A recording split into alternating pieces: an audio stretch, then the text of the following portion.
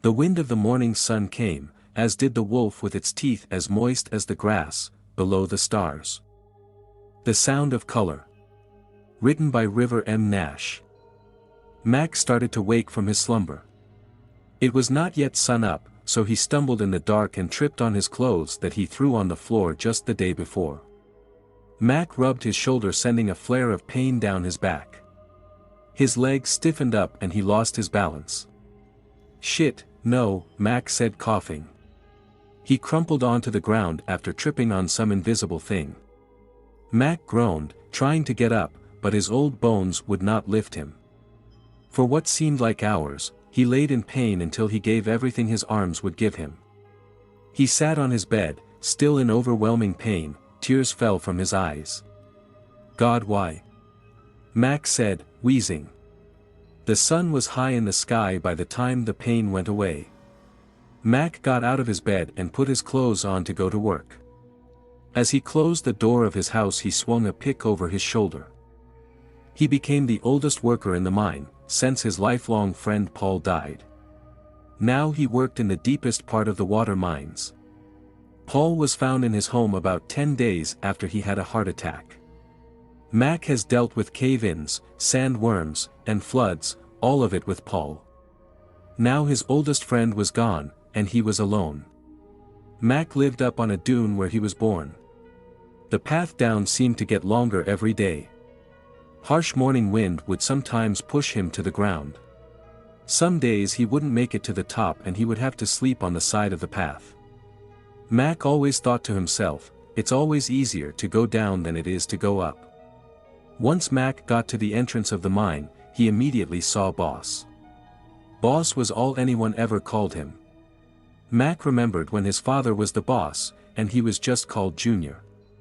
Boss was sleeping in a chair.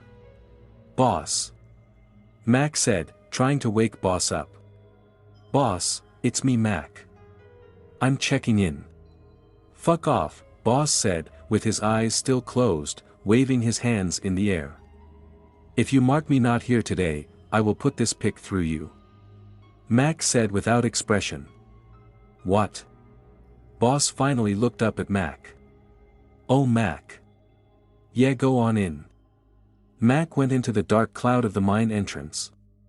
First part of the mine was not lit. The first light that wasn't sunlight was about a quarter mile into the mine. Torches provided the light. They were spaced out at about 30 to 50 feet apart. The mine went deep into the earth, deeper than any well or tree has gone. Mac walked for a few hours until he made it to the bottom. As he came closer to the bottom, he could hear grunts and the sound of a pick hitting hard bedrock. "Who's down there?" Mac shouted. The picking stopped, and a voice answered, "It's me, old man." "Pat, you're already down here." "I could ask the same thing, old man." Pat was the newest worker in the mine. "I remember when I first came to the mine I wanted to be the first one there. But now looking back I wish that I went to Carwall like my mother told me," Mac said. "What does Carwall have that isn't here?" Pat asked. "You don't understand. Once you're my age you will." "Yeah, right. If I was you I would have killed myself a long time ago." "Like I said, you don't understand." Mac stood in front of the cold dry wall that Pat picked away at.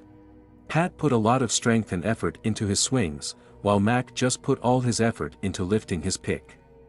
He tried to let the pick do the picking. "Wait, Mac, feel the dirt," Pat said, putting his pick to rest, and kneeling down to feel the dirt that he picked off the wall. "It's damp." Pat stood back up and felt the wall. "It's damp here." Mac put his pick aside and felt the part of the wall that Pat was feeling. His skin was so dry the dirt stuck to it when he pulled his hand away. "By God! We did it!" Pat and Mac hugged each other, Mac's old hands shaking in disbelief. "Come on, old man," Pat said, swinging his pick up to break more from the wall. It crumbled away along with the ground below it, and they both fell down into a deep cavern. It was just an instant until they hit a pool of deep chilling water, so cold they couldn't move. Even if they could move, they couldn't swim. Mick struggled to stay above the water. "Pat!" Mac was able to squeeze out that one word. No answer came. Mac could not remember what happened after that, but he soon woke in the dark. The sound he could hear was the sound of water dripping from the cavern ceiling. Look, a voice said, in the dark. It sounded as if the person the voice belonged to hadn't used it in a long time. Look, is all the voice said, and all it can say. Look at what? Who's there? Look, it said again. A light shined bright in the darkness. It did not come from a torch or lantern, the light just was there. Mac did not know what to do. The light had no color or sense of realness. The owner of the voice crawled up behind Mac. The owner was human in shape, but its eyes were white and his ears were very large. Look, the creature said.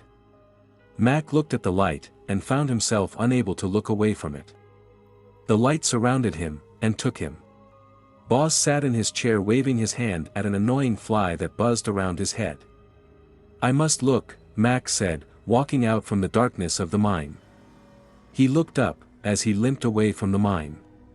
Hey! The day's not over. Boss said, getting out of his chair. Get back in there, you old bastard. Boss raised his fist and screamed at Mac. No. I must see. What? You're crazy, old man. Get back into that mine or you're fired. It doesn't matter. I must go to the sea. Mac, you come back here or I'll. Boss grabbed Mac's shoulder to turn him around to look him in the eyes, but what he saw was that Mac could not see. Mac, what happened? Where's Pat? He's dead. I must go see. You can't see. Don't you know that you're blind? Yes. But I can still see. I have to go see. Mac turned away from Boss and walked into the vast desert. End of chapter 1 out of 6. Subscribe to be notified when chapter 2 releases, and for other new stories. And please leave a like, to let me know if you like this kind of story.